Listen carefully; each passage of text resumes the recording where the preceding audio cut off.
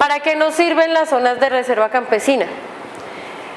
Las zonas de reserva campesina regulan los procesos de colonización sobre el territorio, garantizan el acceso y la tenencia de los campesinos a la tierra, protegen la economía campesina en términos de autonomías alimentarias, impulsan el desarrollo alternativo a nivel agropecuario y forestal de la región como alternativa a los cultivos de uso ilícito y de economía campesina, regula el uso del suelo campesino, fomenta la redistribución y formalización de la tenencia de la tierra en la zona, lucha por la soberanía alimentaria y nutricional, impulsa la promoción de la aplicación de los derechos económicos, sociales y culturales del campesinado, promueve la defensa y la promoción de los derechos humanos de la población campesina.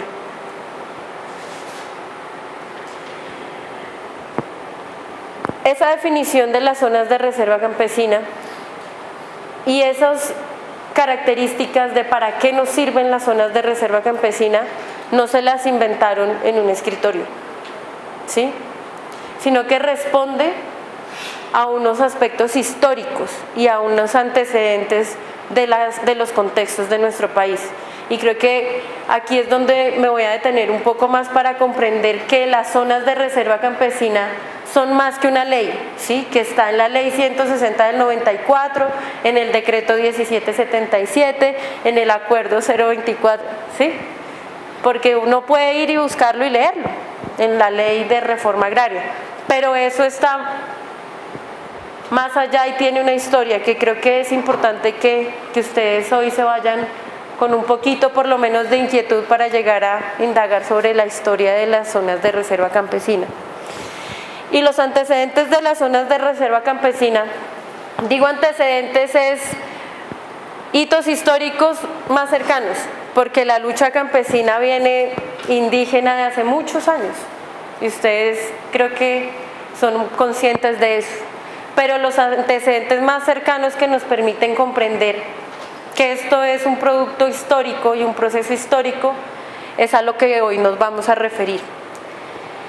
En la década de los 80, ¿sí?, se presenta en el país y en algunas regiones del país fundamentalmente en los ríos Duda, Los Agua, Llavero y Guaviare, en el suroccidente del Meta y el noroccidente del Guaviare, una crisis económica frente a la producción y comercialización, frente a la economía que se genera del cultivo de la coca, o lo que conocen de los cultivos de uso ilícito, ¿sí? Los cultivos, alguien decía en un foro que hubo una vez de los cultivos de uso ilícito, no debemos llamarlos de cultivos de uso ilícito ni cultivos ilícitos, sino cultivos declarados de uso ilícito, ¿sí? Porque son declarados, ¿sí? No son ilícitos, son declarados ilícitos. Frente a la producción de la economía de esos cultivos declarados ilícitos, en la década de los 80 en esta región del Duda, de Los Agua, Llavero, del Guaviare, se genera toda una economía campesina alrededor del cultivo de la coca. Y no solo la economía campesina, no solo el tema de sembrarla, producirla, comercializarla, sacarla, sino que se genera toda una cultura de la comunidad campesina alrededor, ¿sí?, del cultivo de coca. El cultivo de coca en los 80 tiene un auge muy fuerte, ¿sí?, en la producción, como años anteriores no fue la coca, fue el caucho, fue la madera, fue el tabaco más atrás. Bueno, digamos que siempre ha habido en Colombia auges de producción de algún tipo de producto. En este momento, en los años 80, era la producción del cultivo de coca, ¿sí? Y fundamentalmente se da en una zona, ¿sí?, donde comunidades campesinas no eran comunidades que, digamos que en ese sentido, nativas de ese territorio, no siempre habían vivido en ese territorio, sino que por desplazamientos y por la época de la violencia habían tenido que emigrar hacia estas regiones, lo que se llamó uno de los procesos de colonización en el país. Es decir, que las comunidades salen de sus territorios donde siempre habían habitado y por salvar sus vidas y las de su familia, se asientan en territorios realmente inhóspitos, en selvas, en zonas donde son bosques, en zonas que ahora y actualmente podemos conocer, se declararon como zonas o de reserva forestal, parques naturales, zonas de conservación, porque son altamente biodiversas. Esos campesinos en la época de la violencia tuvieron que emigrar a zonas de alto nivel de conservación y empezaron a producir y a sembrar la hoja de coca porque era realmente muy rentable. ¿Sí? Digamos que los ciclos de la producción de la hoja de coca son muy cortos, a diferencia de otros cultivos que toman más tiempo y pues son menos rentables porque son más difíciles de vender, porque no hay infraestructura vial para sacarlos, porque les cuesta mucho sacar a venderlos y en lo que se lo compran pues realmente ya no vale ni siquiera lo que les costó sacarlos al mercado. Y la economía de la coca es muy rentable, ¿sí? Tanto para el que la produce, que es el que la produce y la siembra es el que realmente se queda con menos porcentaje de toda la cadena productiva de la hoja de la coca y bueno, y todo el procedimiento que hay. ¿Qué pasa? Todas estas comunidades optan por sembrar coca. ¿Y qué pasa cuando todos sembramos lo mismo mucho? Pues hay mucho, ¿cierto? Entonces hay sobreoferta de hoja de coca en esa época, ¿cierto? Entonces empieza a caer el precio de la coca, a pesar de que era súper rentable, empieza a caer el precio de la coca y empieza a haber una crisis en la economía campesina alrededor del cultivo de la hoja de coca.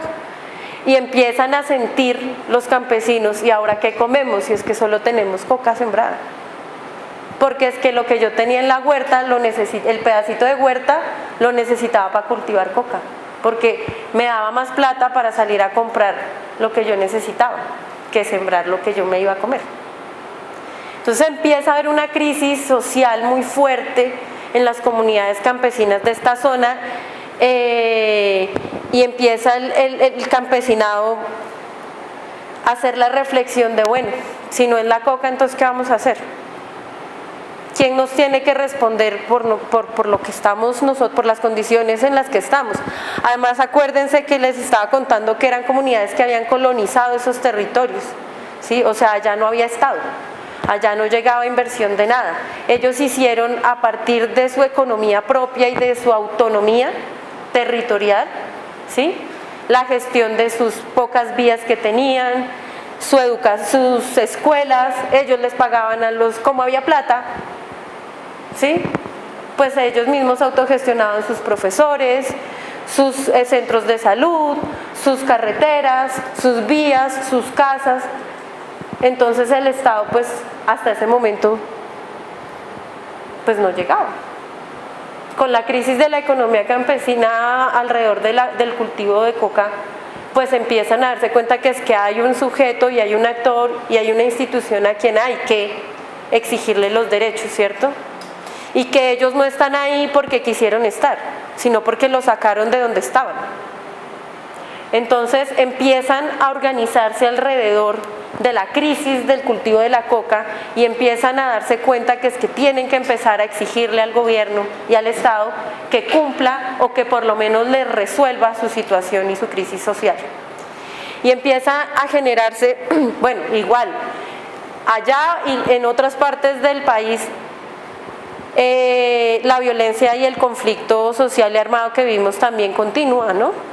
Porque igual alrededor del cultivo de coca está el narcotráfico, están los actores armados, está todo el tema del poder y el control de esos territorios, entonces sigue habiendo violencia, o sea, ellos no estaban allá en territorios de paz netamente, sino que también hay un contexto de violencia. Con esa crisis se agudiza esa violencia, pero alrededor de eso las comunidades campesinas colonas empiezan a organizarse y empiezan a exigirle al gobierno que les cumpla o que genere una solución. ¿Qué empieza a pasar? Empieza a haber movilizaciones, marchas, acciones de resistencia, acciones de protesta. Hey, estamos acá, necesitamos que nos resuelvan. Y el país empieza a conocer la problemática de lo que está pasando. ¿Qué hace el gobierno? El gobierno no propone nada. Siempre en estos contextos el gobierno no propone nada, ¿cierto? Entonces los campesinos le dicen, bueno, nosotros sí les vamos a proponer, ¿cierto? Porque ellos son los que conocen sus problemáticas y ellos son los que saben cuáles son las soluciones a sus problemáticas, aterrizadas desde sus conocimientos, desde sus saberes. Y con el asesoramiento y acompañamiento de algunos académicos, profesionales, entre esos Alfredo Molano, Darío Fajardo, y bueno, otros reconocidos académicos que han venido acompañando en el transcurso de su vida al movimiento campesino, construyen una propuesta para presentársela al gerente de lo que en ese entonces era el INCORA. Y ellos le exigían al gobierno que les titularan en medianas extensiones, ¿sí?, las tierras que habían colonizado, ¿sí?, porque pues ellos llegaron y tumbaron monte y esto es mío, pero nadie le dijo a usted ni la escritura ni les dice que eso es de ustedes. Y como no es de ustedes, pues yo no puedo invertir donde usted está, ni le puedo dar un crédito, ni puedo poner una escuela, ni no puedo poner nada porque ustedes no existen en el mapa de Colombia. Es así de sencillo, no existen, ¿cierto? Ni usted ni existe como dueño de esa tierra. Entonces, ¿qué le proponen los campesinos a la institución pues que le corresponde, que era el INCORA, ahora el INCODER? Que les titularan esas tierras para poder regular y poder acceder a los beneficios que tenía en ese momento el campesinado frente a algunas oportunidades que podían tener. Y que ellos se comprometían y que eran conscientes de que habían causado un impacto ambiental muy fuerte, porque claro, tumbaron monte, mejor dicho, y aún continúa la práctica de la colonización, porque es que seguimos en conflicto social y armado y la gente tiene y ha tenido que seguir saliendo de sus tierras.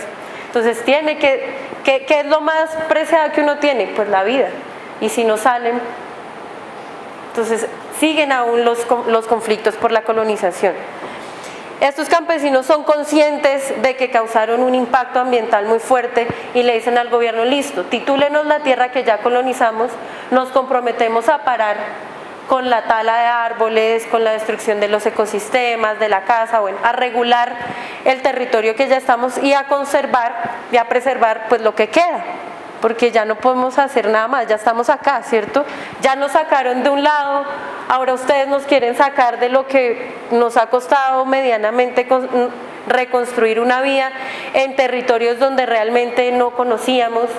Sí, entonces le piden al Estado que les reconozca pues que ya están ahí y que ellos se comprometen a ser sujetos y actores de conservación de sus territorios.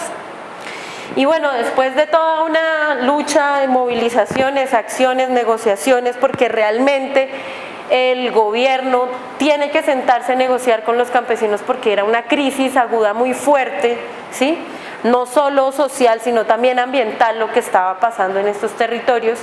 Y ve la necesidad de sentarse a negociar y le dice, bueno, listo, vamos a hacerlo, ¿cuál va a ser la forma?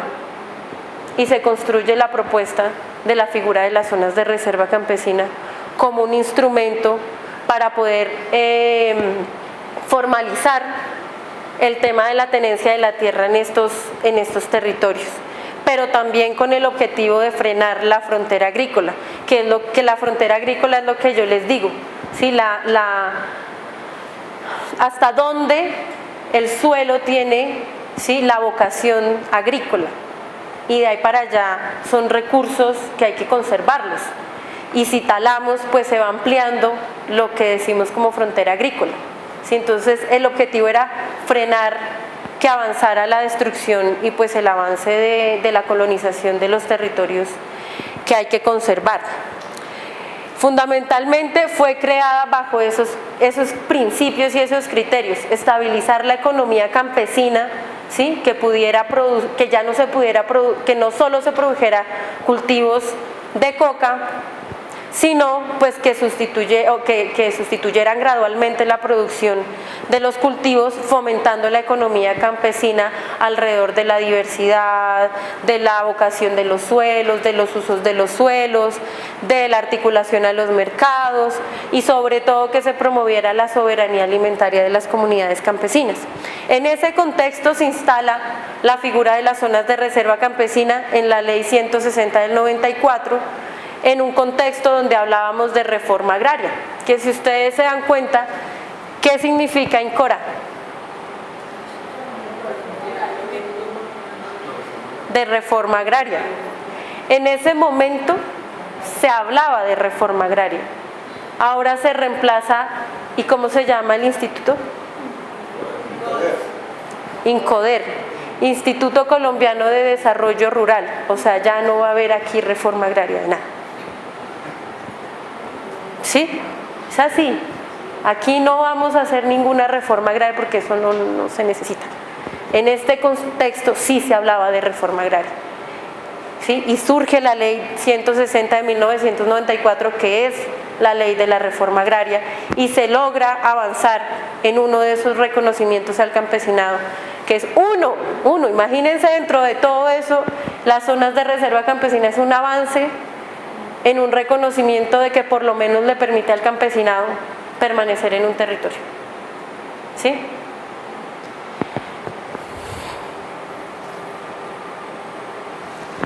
Y bueno, se crea la Ley 160, el capítulo 13, con las zonas de reserva. Pero bueno, ¿dónde están las zonas de reserva campesina? Queremos verlas. Sí, la ley pues aguanta todo y el papel aguanta todo. Eso fue en el 94. No se constituyó ninguna zona de reserva campesina. Ninguna. O sea, solo se instaló la ley y el capítulo y los artículos, pero no pasó nada. ¿Qué pasa?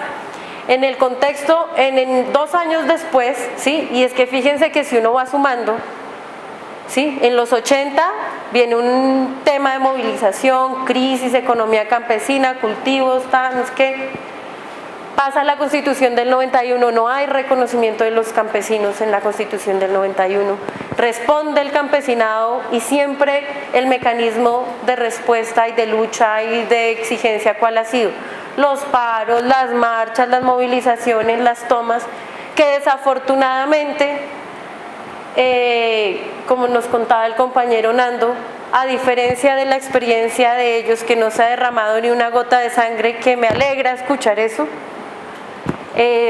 nosotros sí, hemos derramado mucha sangre en los campos y en las zonas rurales porque la gente sí ha entregado su vida por las luchas, en las movilizaciones y en los paros siempre se entregan vidas, ¿cierto? Porque es una confrontación a alguien y a algo, que es una institución gigante que no quiere reconocer y que responde pues a un interés de un modelo económico que ya todos conocemos.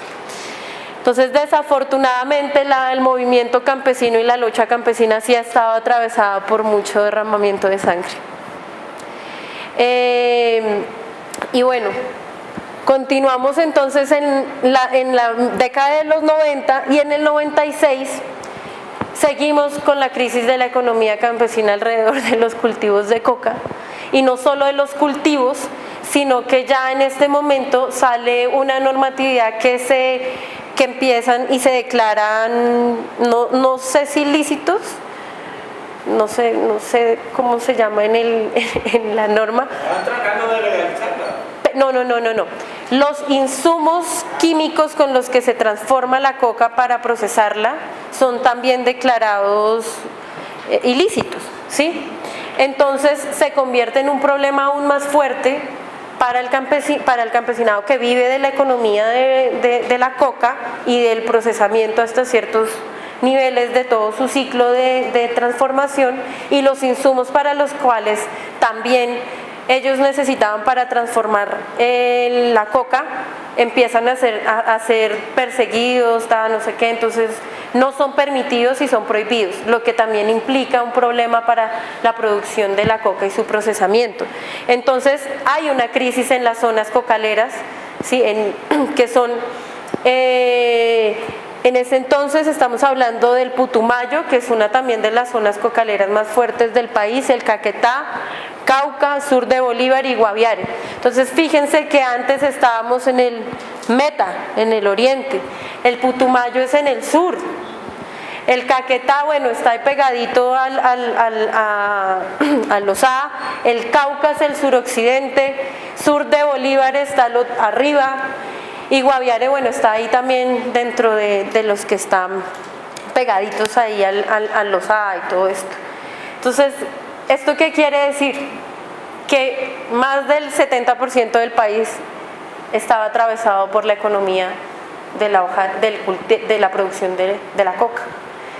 Y si había una prohibición no solo del cultivo, sino de todos los insumos, pues mucha gente y muchas comunidades y familias que vivían y su sustento provenía de la producción de la coca estaba en crisis, ¿cierto? Y cuando usted no tiene ya que comer, pues tiene que salir a reclamar, porque es que la gente no cultiva coca y no la procesa porque quiere, ¿sí? Sino porque le toca, porque es uno de los únicos medios y mecanismos para poder sobrevivir en el campo colombiano. Entonces, ¿qué pasa? En el 96, estas comunidades, al igual que las del 80, salen también a marchar.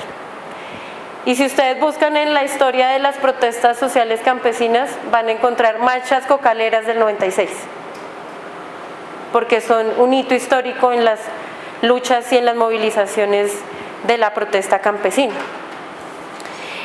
¿Y qué exigían las comunidades campesinas de las marchas del 96? Bueno, que les resolvieran también su situación frente al tema de la economía, al tema de la crisis de la economía de la producción de la coca, pero como ya estaba instalada la ley de 160 del 94 de las zonas de reserva campesina, ¿se acuerdan? Que ya se logró que se la meta en la ley 160, exigían que fueran declaradas 4 zonas de reserva campesina en el país, ¿sí?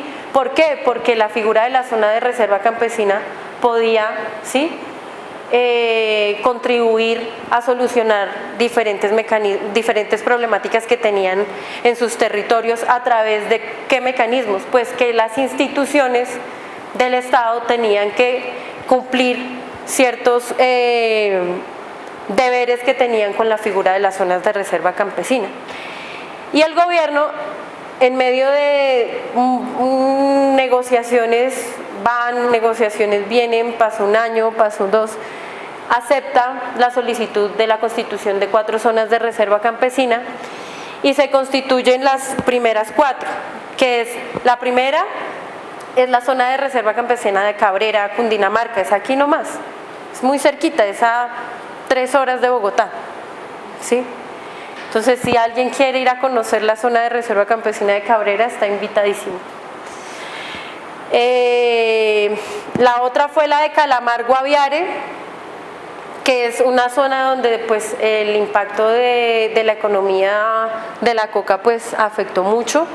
Cabrera no estuvo atravesada por la economía de la coca, pero responde a otro contexto, y responde a un contexto de que es una zona donde es de gran producción agrícola y es tiene un vínculo muy cercano con Bogotá, y es uno de los principales proveedores de alimentos de las zonas de Bogotá. Entonces realmente son zonas que son estratégicas no solo para estabilizar la economía campesina, sino para articular el campo con la ciudad frente al tema alimentario. Arenal y Morales sí tiene un problema muy fuerte, sobre todo de colonización y de impactos que ha dejado el conflicto armado social en el sur de Bolívar. El Pato Valsillas en el Caquetá también tiene una historia sobre colonización muy fuerte, ¿sí? Muchas comunidades campesinas del Caquetá tuvieron que salir de sus territorios y después de muchos años lograron retornar a sus territorios. Incluso ellos tienen un festival cada año que se llama el Festival del Retorno, y celebran el día que muchas comunidades pudieron retornar a esos territorios después de haber sido desplazados y pues haber sido altamente impactados por los efectos de la violencia. Después de haber constituido estas 4 zonas de reserva campesina, que hay que decirlo, fueron gracias a que el Banco Mundial, ¿sí?, le hizo un préstamo al Estado colombiano para que impulsara las zonas de reserva campesina. O sea, ni siquiera el Estado colombiano hizo la inversión de las zonas de reserva campesina de nuestra plata, sino que se endeudó para poder impulsarlas, ¿sí? Pero esto responde a varias cosas y se preguntará, yo me lo pregunté, ¿por qué el Banco Mundial va a impulsar una cosa de estas? ¿Sí? Si el Banco Mundial responde, si el Banco Mundial responde a otros intereses económicos. Pues resulta que en ese entonces hicieron muchos estudios de la producción, de la economía y de la productividad, sobre todo de la tierra, a grandes escalas y a pequeñas escalas. Y los estudios revelaron que era más productivo producir en pequeñas tierras y con economías campesinas de estructuras familiares, diversificados los productos, con producción más limpia, era mucho más productivo que la economía que respondía a la tenencia de la tierra del latifundio, porque el latifundio tiene muchas tierras, pero no tiene la capacidad de producir toda la tierra que tiene. Entonces, un poco uno va encontrando por qué es que el Banco Mundial también le apostó a este tipo de iniciativas, ¿sí? Pero ellos y el Estado colombiano no sabía que el enano se les iba a crecer. Claro.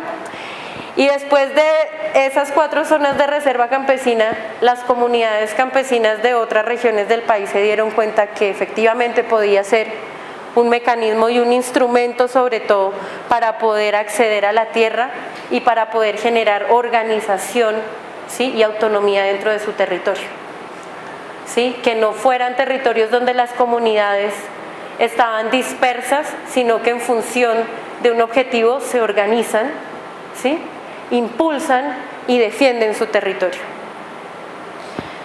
Y en ese contexto se avanza y se impulsan 2 zonas más de reserva campesina, que es la que hoy conocemos como la zona del Valle del Río Cimitarra y la de la Perla Amazónica en el Putumayo. Hay que decirlo que de estas 6 zonas que actualmente están constituidas, de las más, digamos que de las que han podido gestionar de manera más avanzada sus territorios, que si uno logra identificar de entrada, aquí pasa algo diferente en ese territorio,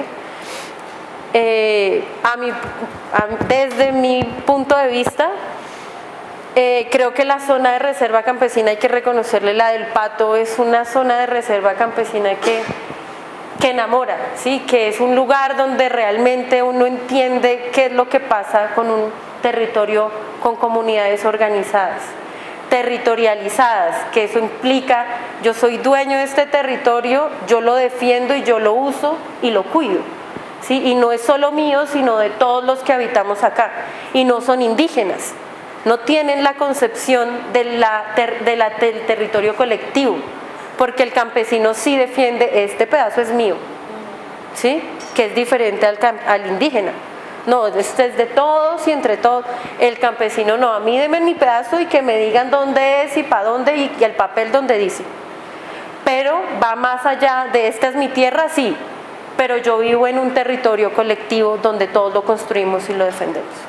Sí, son formas colectivas de territorialidades, pero la tenencia de la tierra funciona de manera diferente a la de los indígenas, por ejemplo.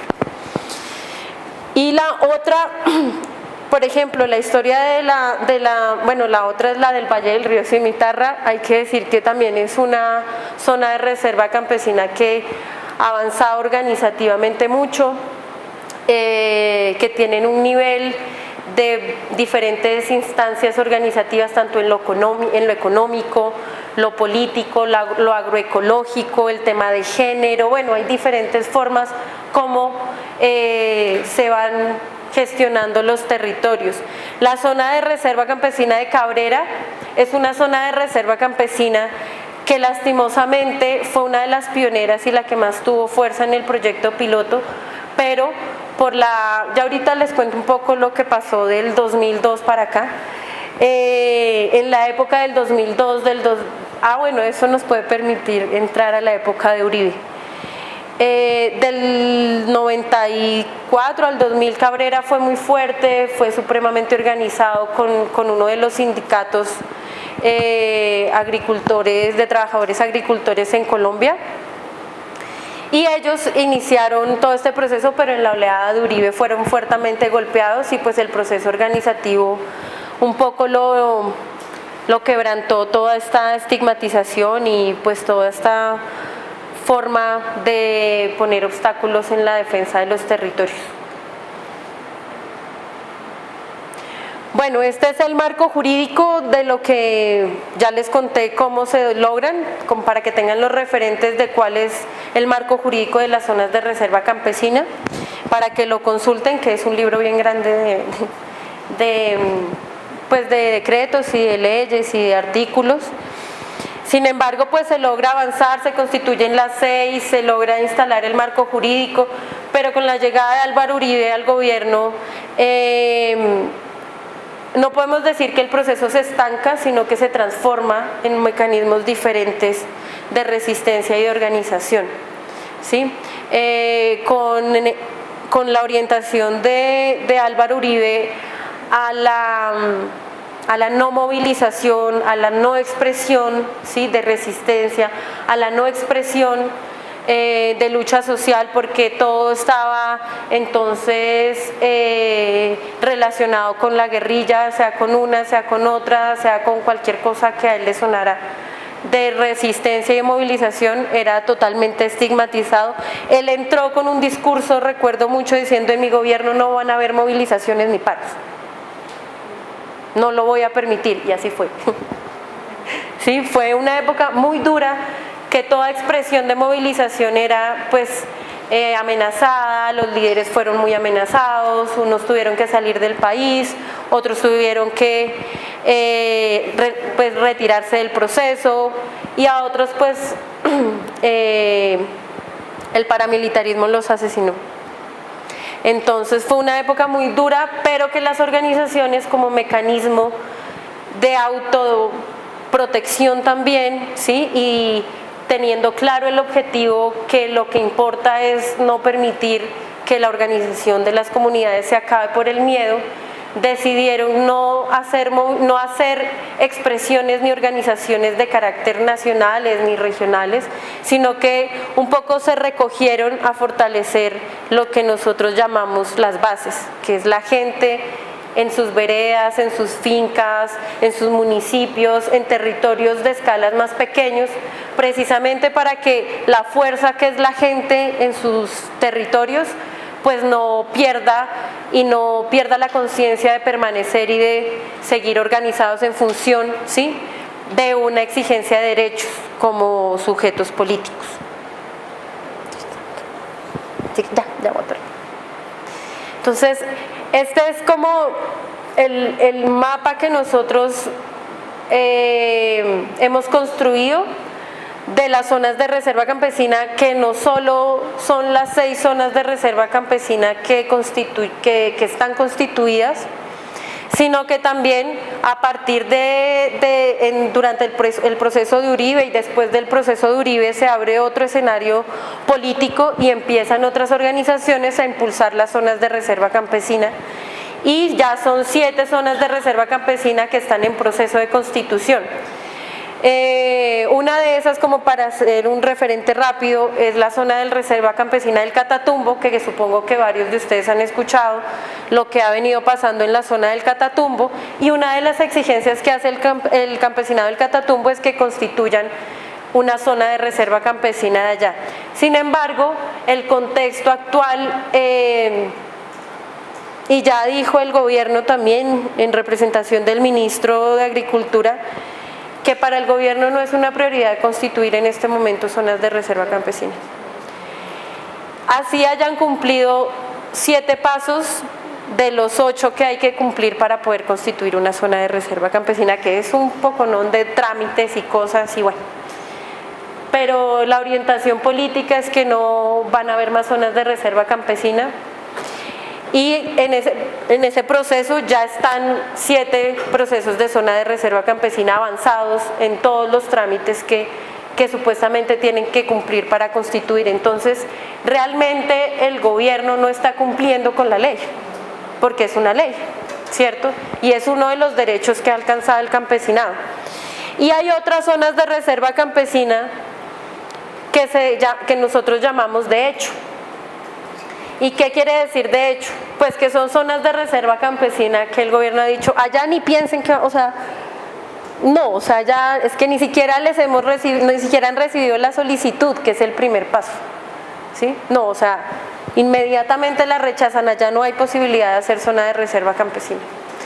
Como en el Cauca, sobre todo, hay muchos conflictos también, no solo con el gobierno y la falta del reconocimiento del campesinado, sino lastimosamente entre las mismas comunidades de diferentes sectores hemos venido chocando por el tema de la defensa del territorio, como es el tema del conflicto entre campesinos e indígenas en el Cauca. Pero allá los campesinos declararon 5 zonas de reserva campesina de hecho en el Cauca, que quiere decir, así ustedes no me reconozcan en el papel, nosotros funcionamos como una zona de reserva campesina, porque la organización lo puede hacer autónomamente.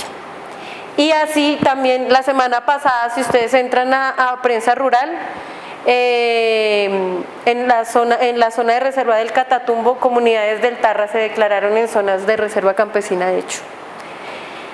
Y esperamos que ahorita en el 4º Encuentro Nacional de Zonas de Reserva Campesina, que es del 18 al 23 de septiembre en Tibú, en norte de Santander, en el Catatumbo, se declare de hecho toda la zona de reserva campesina del Catatumbo. Sí, y ya cerramos.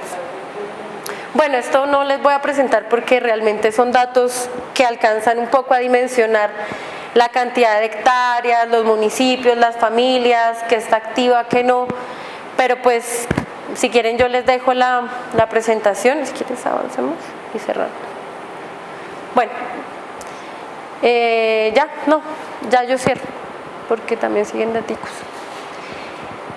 Bueno, y la ANSORC. Bueno, quiero cerrar diciéndoles que toda esta historia de organización y de lucha por la tierra, el territorio, el reconocimiento del campesinado y los derechos a los cuales debería tener derecho, es un proceso de lucha histórica que responde a muchas causas, consecuencias estructurales que pues responden al modelo histórico no solo económico sino social y político que hemos estado en Colombia, y que el ANSORC es un proceso que viene articulando desde el 2001 todos los procesos que están alrededor del impulso, la defensa y la promoción de las zonas de reserva campesina, y que no solo defiende y que impulsa las zonas de reserva campesina, sino que espera contribuir a una transformación real y avanzar en una reforma agraria integral, pero sobre todo avanzar en el derecho, en el reconocimiento de los derechos al campesinado. En este momento también estamos promoviendo la campaña del reconocimiento de los derechos campesinos que está impulsando Vía Campesina, que es uno de los movimientos campesinos a nivel internacional más reconocidos, que instaló la Declaración de los Derechos Campesinos en la ONU para que todos los estados acojan lo que está contemplado en esa declaración. Y bueno, ese es un proceso largo que a nivel internacional los compañeros de Vía Campesina vienen defendiendo, y desde el ANSOR también venimos promoviendo para que el Estado colombiano acoja lo que promueve la Declaración de los Derechos Campesinos. Y para cerrar, decirles que bueno, la ANSORC está abierta a poder hablar con los otros sectores. Si ustedes se dan cuenta, pues yo no soy campesina, pero realmente aporto acompaño a la lucha campesina desde todos los ámbitos, incluso desde cómo formo a mi hijo para que comprenda cómo es que tenemos que comprender. Y a ustedes hacerle la invitación que desde el arte, creo, y la mayoría son artistas, hagan uso del arte como medio y como forma de articulación y visibilización de lo que pasa en el país. No solo también, yo sé que las problemáticas son diferentes, pero seguro al arte también le toca problemáticas y enfrentar y generar resistencias y luchas. Gracias.